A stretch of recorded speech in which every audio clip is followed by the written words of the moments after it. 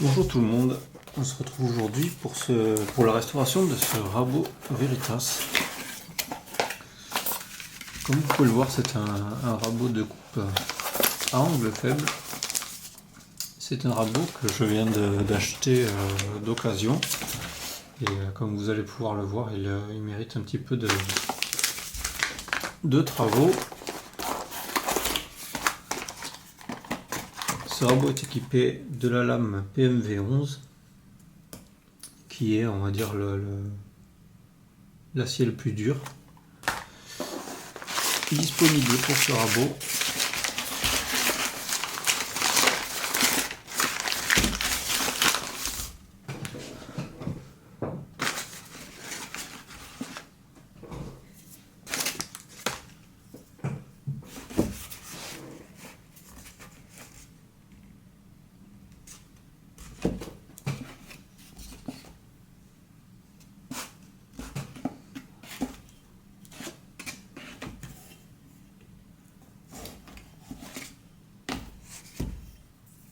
Alors je vous montre un petit peu l'état général du rabot. Alors comme vous pouvez le voir, il est bien piqué de rouille.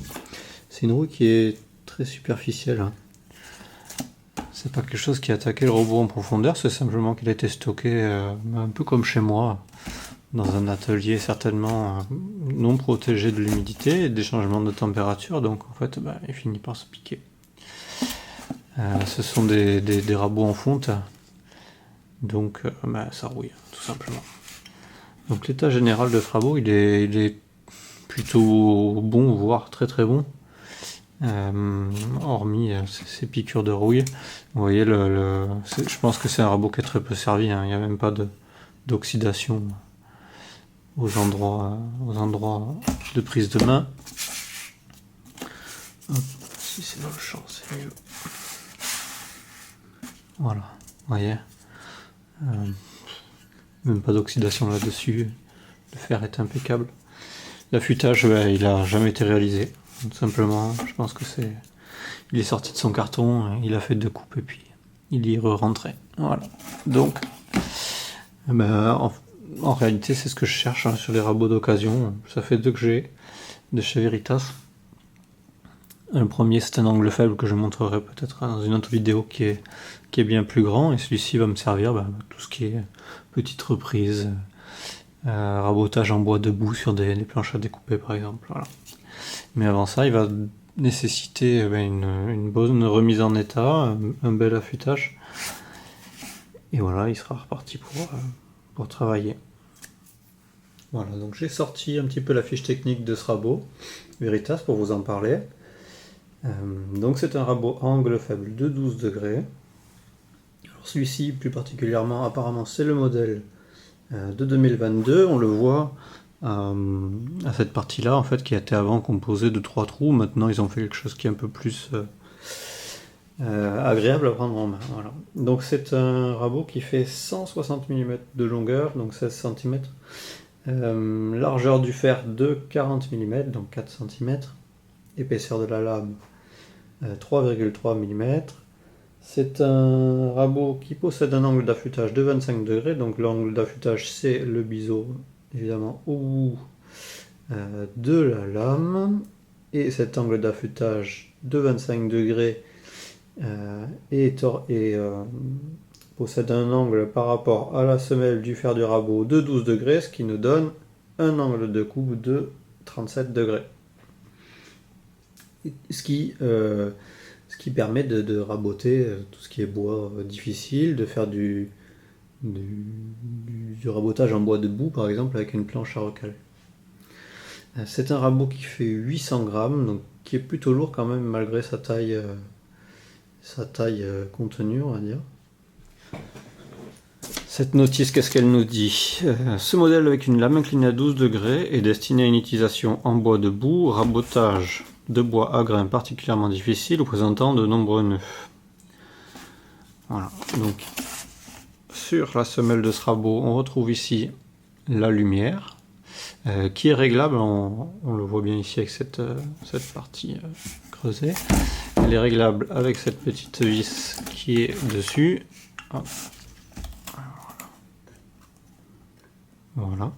Alors je comprends pas trop pourquoi est-ce qu'ils ont fait ça comme ça. En fait, vous voyez ici, je suis au maximum de mon réglage. Alors bon, il n'y aurait pas trop d'utilité, mais je comprends pas pourquoi est-ce qu'ils n'ont pas fait venir ça complètement devant au maximum. Voilà.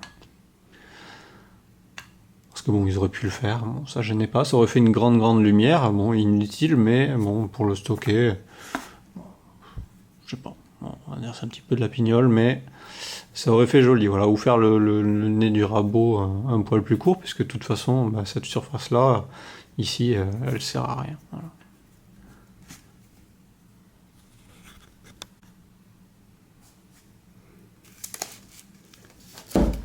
Ce rabot de pomme est équipé d'une lame en acier PMV11. Alors PMV11, qu'est-ce que c'est?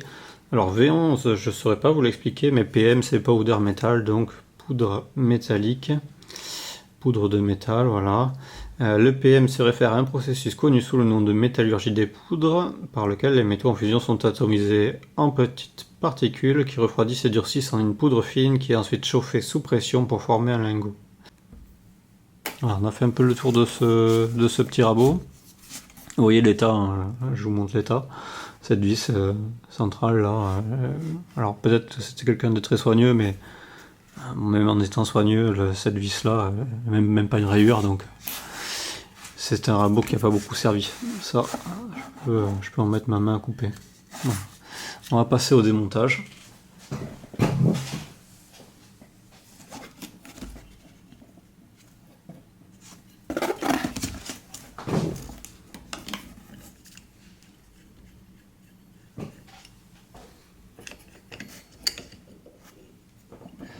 Voilà, sur le serrage de cette grande molette, il préconise un quart de tour une fois qu'on est arrivé en contact avec la lame, parce qu'en fait elle a une très grande puissance en fait. Donc une grande démultiplication, ce qui fait qu'il y a un serrage très important. Si vous serrez trop, vous pouvez éventuellement casser cette partie-là, quoi.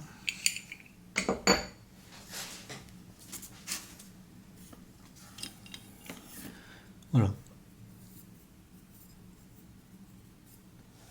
Donc on se retrouve avec notre fer. Donc PMV11, hein, vous voyez, c'est gravé ici. Au laser ou à l'acide, je sais pas, je pense que c'est au laser.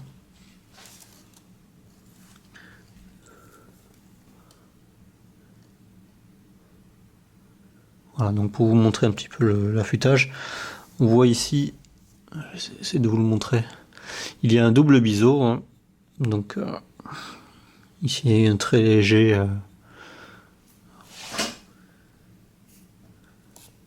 affûtage, cette partie-là n'a pas été reprise du tout, et peut-être que celle-ci a été affûtée, mais non, j'ai un doute, hein. Non, je pense qu'elle a jamais été affûtée. C'est l'affûtage d'usine.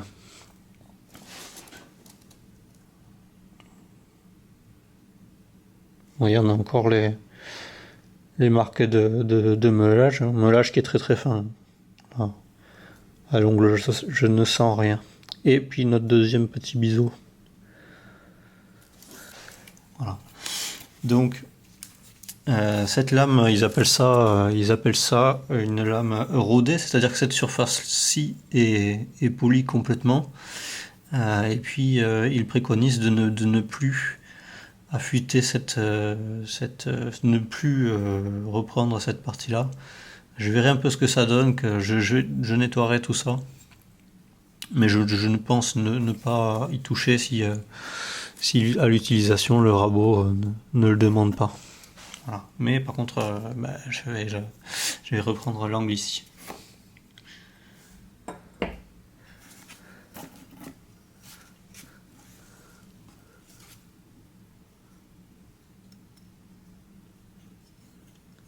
Voilà, sur cette partie-là, je n'aurai pas beaucoup de travail. Peut-être un petit peu enlever des points de roue si j'y arrive là en fond.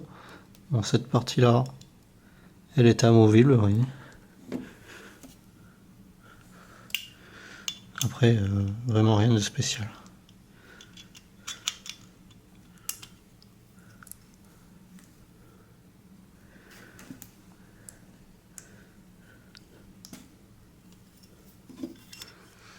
Alors maintenant, pour nettoyer cette semelle de rabot, de sa corrosion, je vais tester plusieurs choses. Je vais tester, alors dans un premier temps, peut-être une paille de fer avec peut-être un produit comme par exemple du WD-40 pour arriver à sortir cette oxydation.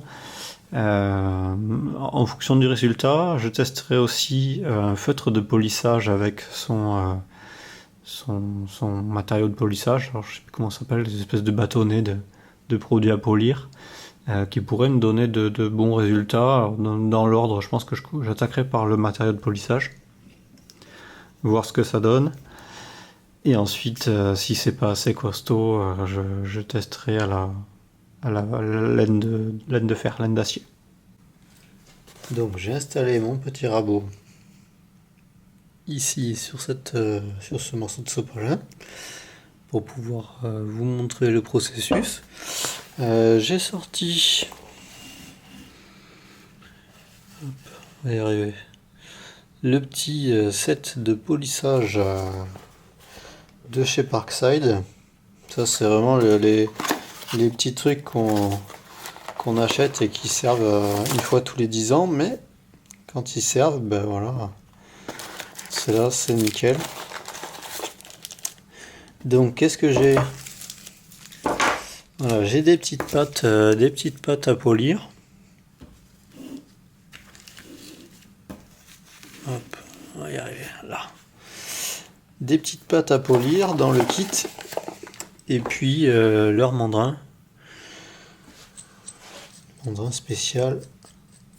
Donc je vais me servir du feutre le plus dur, puisque ça c'est vraiment une espèce de flanelle là, pour polir, je pense, des pièces un peu plus fragiles ou des pièces qui demandent un polissage très poussé.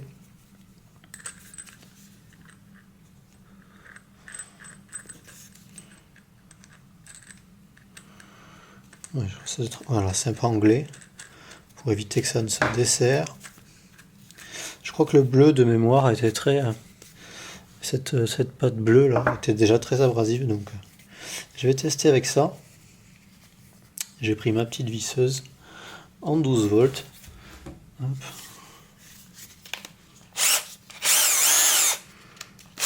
Voilà, vitesse 2.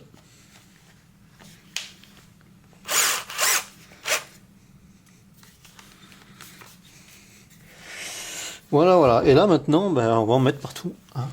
On va en mettre partout parce que c'est salissant comme méthode. On commence par rattraper un peu de pâte sur le feutre à polir. Et voilà, ben on va voir si ça fonctionne tout simplement. Alors.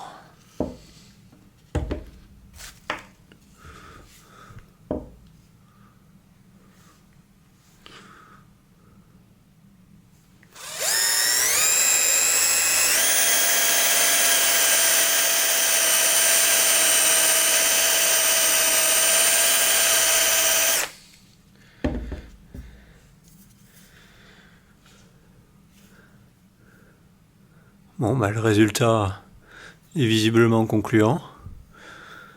Donc il n'y a plus qu'à continuer. Pour ceux qui se demandent, bah, est-ce que ça va modifier la planité de ma semelle? Bonne question. Je pense que ça va être tellement infime que ça changera rien techniquement. Ça changera rien. Si jamais j'y repasserai un coup sur une pierre spécialement dédiée pour aplanir les rabots. Voilà. Et je continue.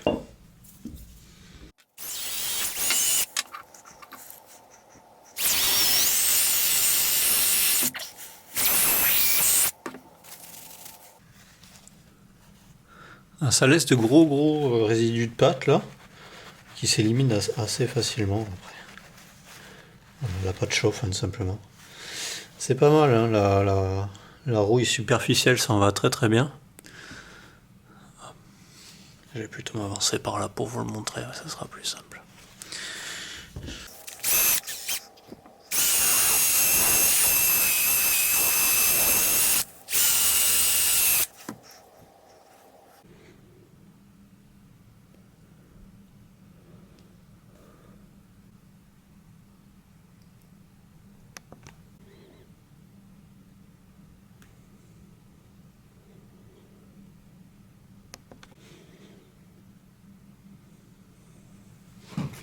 Voilà, la semelle est terminée. Je m'attarde pas plus que ça parce que quand même il y a des espèces de petites, comment dire, des espèces de petites piqûres quand on regarde de très près. On voit bien que ça fait des micro-trous d'attaque de la rouille, voilà. Donc j'ai enlevé toute la rouille. Je m'y attarde pas plus que ça. Je pense qu'il finira quand même sur la pierre. Voilà. Donc pour moi c'est propre. Et j'attaque les côtés.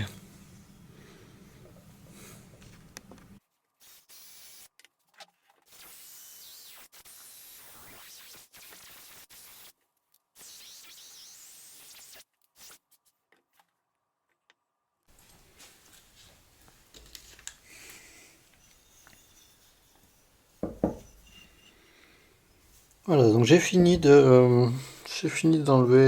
en grande partie la rouille. Alors ce qui m'intéressait c'était de faire les encoches là pour les prises de doigts. Donc ça j'ai fait au mieux.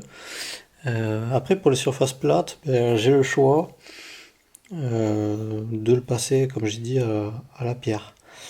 Est-ce que je vais le faire? Je sais pas parce que de toute manière les prises de doigts là, elles sont de toute façon un petit peu piquées à l'intérieur. J'espère que ça se voit à la caméra. Un petit peu piquées par la rouille, donc elles sont un peu comme poinçonnées. Voilà. Donc est-ce que je vais me retrouver avec mes flancs et ma semelle complètement lisse et pour avoir en fait un fini qui est pas parfait sur les prises de doigts? Je sais pas, à voir. Bon, en tout cas j'ai mes pièces qui sont toutes voilà propres maintenant. Ça, c'est la petite semelle de la lumière.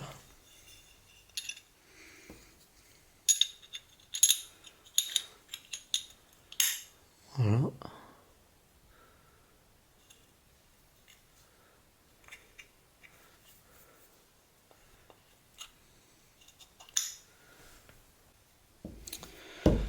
Voilà, on passe à l'affûtage du biseau du fer. Et puis ensuite, ben, on pourra remonter. J'espérais quand même que cette petite restauration revienne un petit peu en meilleur état. Mais bon, c'est pas spécialement grave. L'état de surface, bon, même s'il n'est pas neuf, permettra de travailler plus que correctement. Donc ça ira bien. Allez, je passe à la suite.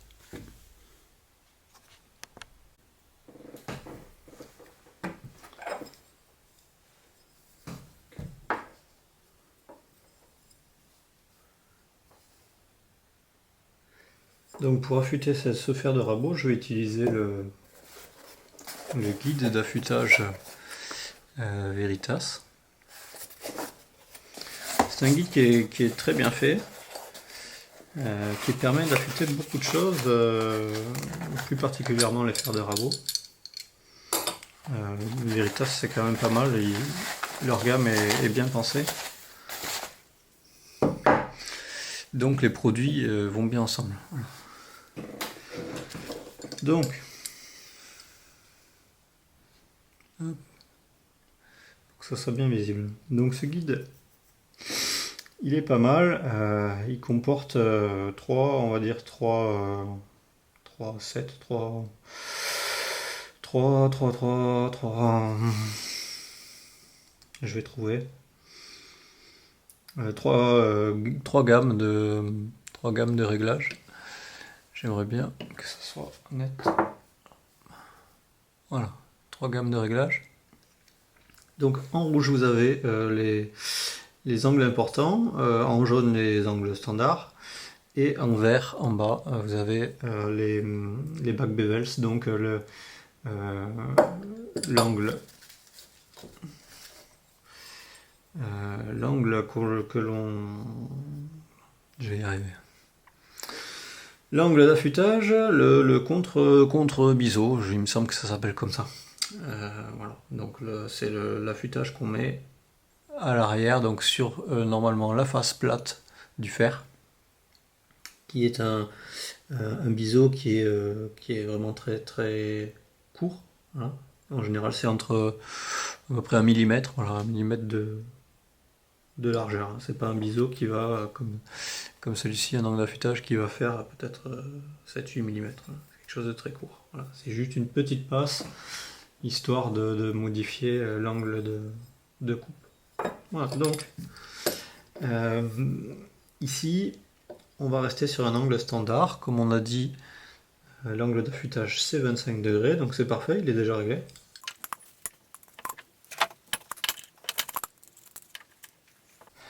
Sur le guide d'affûtage, ici sur le dessus, on a, c'est en pouces, on a la dimension du fer.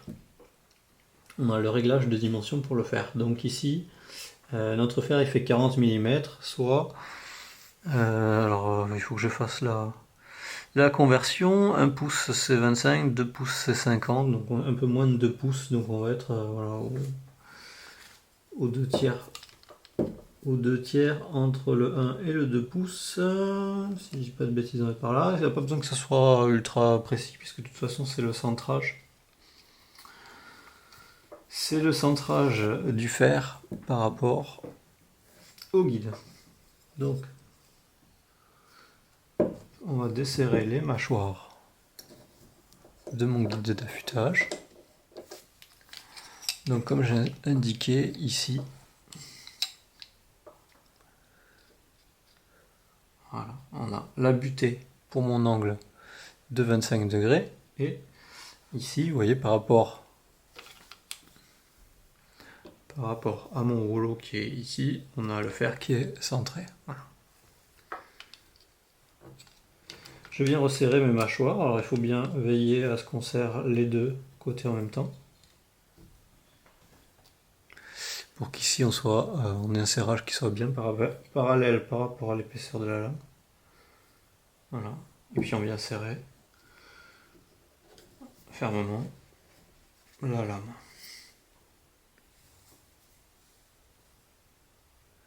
Et voilà, donc j'ai mon fer qui est installé, embuté sur le 25 degrés. Alors ce qu'il faut que je regarde, parce qu'à mon avis 25 degrés, on va être sur l'angle primaire, on va dire. Ici, qui foncièrement n'a pas besoin d'être repris. Donc on va quand même vérifier, et ensuite on fera avec le guide d'affûtage le deuxième biseau qui a un angle légèrement plus élevé, qui, si je dis pas de bêtises de ce que j'ai vu tout à l'heure, est de 27 degrés, donc 2 degrés de plus. Ce qui est permis très très simplement par ici sur le guide d'affûtage, on a 2 positions, voire même plus que ça, on a 1, 2, 3 positions. Voilà. Si je me souviens bien, celle du haut, c'est la position de base. Et puis on a 1 degré, 2 degrés de plus. Donc logiquement, je vais me retrouver sur cette position basse et puis j'aurai l'angle de mon biseau. Voilà, donc on se retrouve avec mon fer monté. Ici on est sur la position la plus haute pour régler le deuxième biseau. Alors je ne sais pas si ça sera visible à la caméra, mais ici je viens pas plaquer parfaitement contre le plateau de la table là, ce qui veut dire que en gros on est à au lieu d'être 25, il est à 26 degrés ou 24 degrés, on va dire un degré de différence.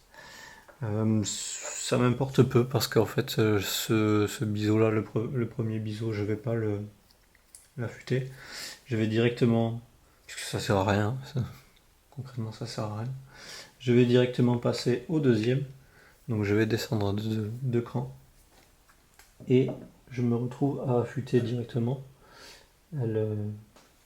mon deuxième biseau, ce qui va me donner mon affûtage final. Voilà.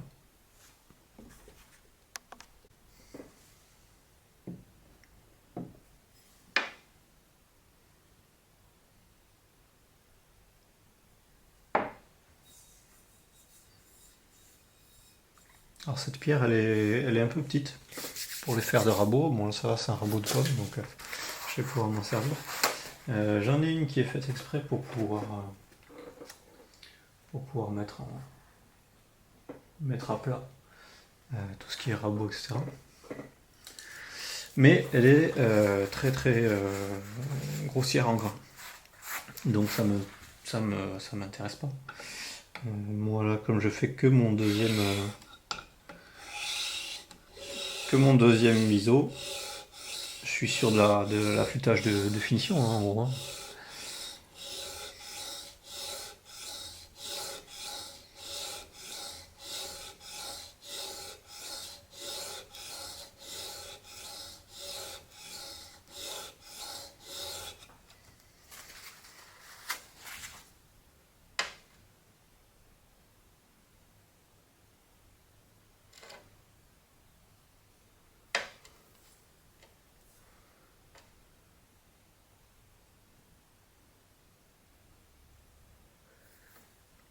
Donc pour l'instant c'est parfaitement ce que j'avais imaginé, c'est-à-dire que... Est-ce qu'on va le voir?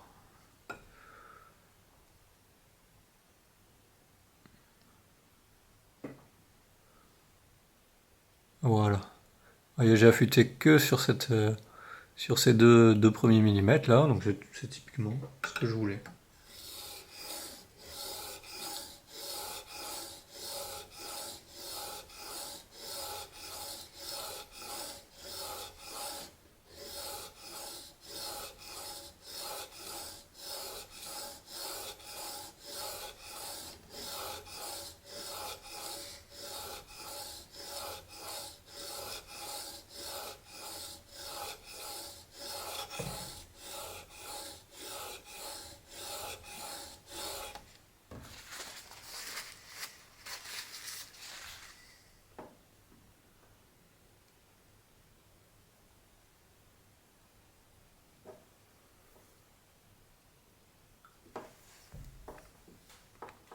Alors le problème d'avoir un fer rodé comme ça, c'est que pour garder cette planéité derrière, il faut plus y toucher.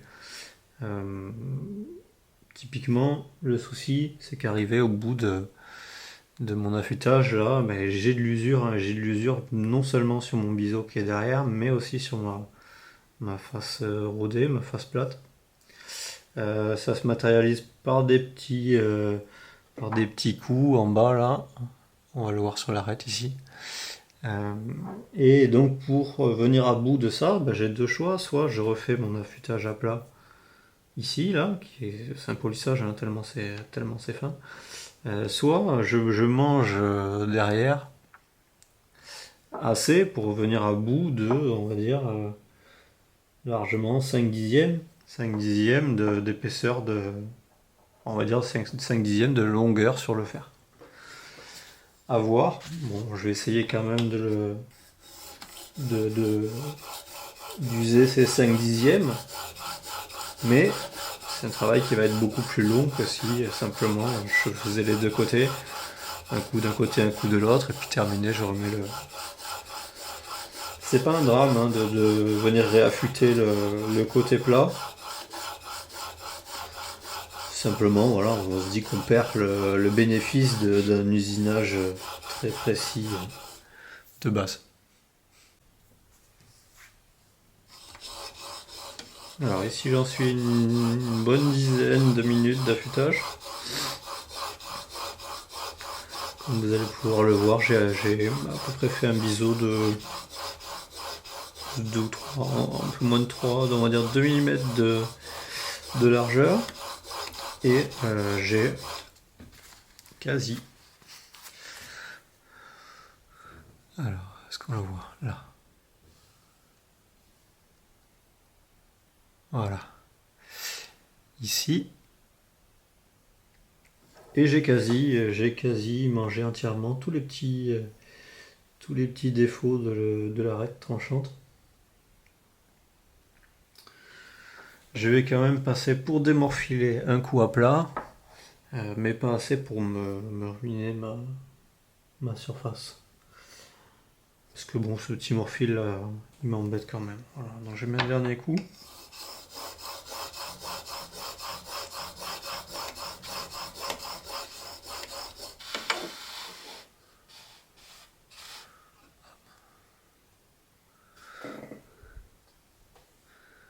de juste là où je suis net. Par là.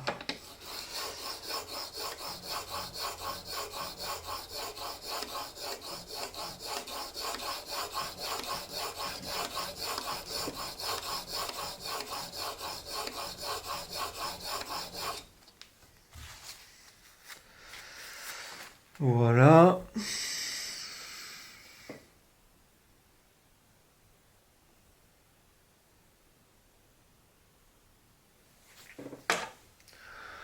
Je défais. Je desserre mes mâchoires. Hop. Tac. Je remets un peu d'eau.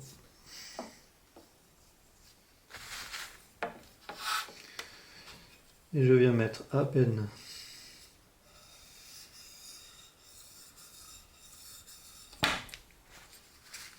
un très léger coup.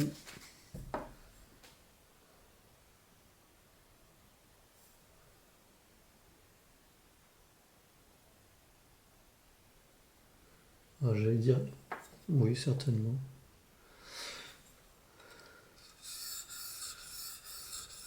C'est un acier tellement dur que vous allez voir. Je viens à peine. Alors j'ai mis 3 allers-retours, vous voyez. Ça polie complètement la proximité de l'arête.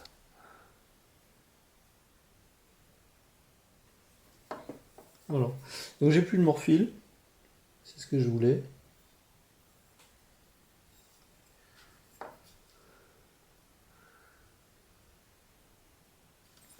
Et on va pouvoir réinstaller tout ça. Il faut que je nettoie encore les petites vis qui viennent enchasser le fer sur le rabot. Je le fais propre et puis je vais le remonter. Voilà.